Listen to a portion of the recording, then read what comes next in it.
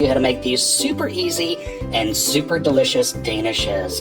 Now these are traditionally made with a puff pastry, but I'm going to skip that step and use a pre-made dough that you're probably already familiar with. And the toppings for these are made using just a few ingredients that you probably already have in your refrigerator. So these are the ingredients that you'll need.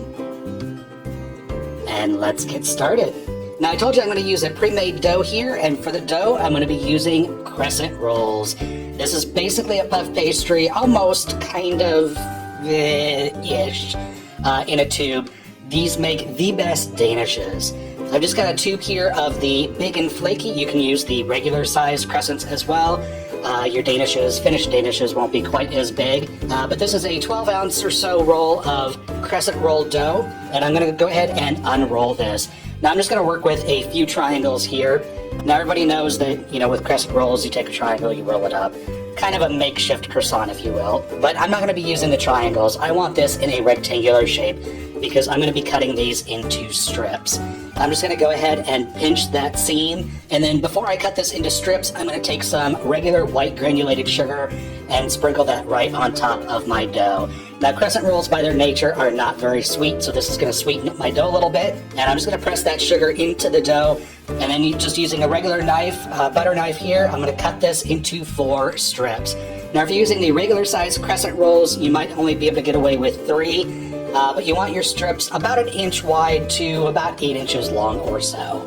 Now to actually form my danishes here, I'm going to lift up one of these strips, and I'm going to take either end and twist them in opposite directions. And this is going to twist that dough kind of into a rope. Now you don't want to twist this too tight. You want it a little bit hollow or so in the inside. And then I'm going to loosely rope this around itself. And then go ahead and take your end and tuck that underneath so that way it doesn't pop out while it's baking. Now if your dough separates there where you pinch the seam together, go ahead and press that back together. Just kind of work with it. Some strips can be a little difficult, but it's not too bad. And then you want to continue with the rest of your strips and crescent rolls. And then you want to place all of your danishes about a few inches apart onto a large cookie sheet. I lined mine with a silicone baking mat so that way the bottoms don't get too brown on me. And then you want to use an index finger here and press down and make a little divot in the center of your danishes. This is going to allow you to put a little bit more filling in each one, but it's also going to prevent the filling from spilling over the side. Now one of my favorite danishes is the cheese danish, so I'm going to go ahead and make that filling. I've got 2 ounces or 1/4 cup of cream cheese here in a small bowl, and I'm going to add in 1 tablespoon of white granulated sugar.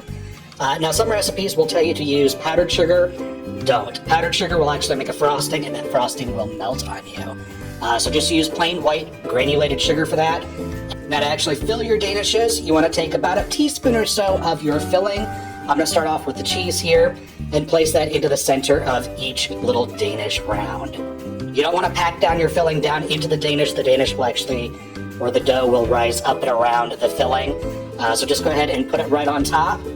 And I didn't want all cream cheese or all cheese danish here, so I'm also going to make up some fruit ones.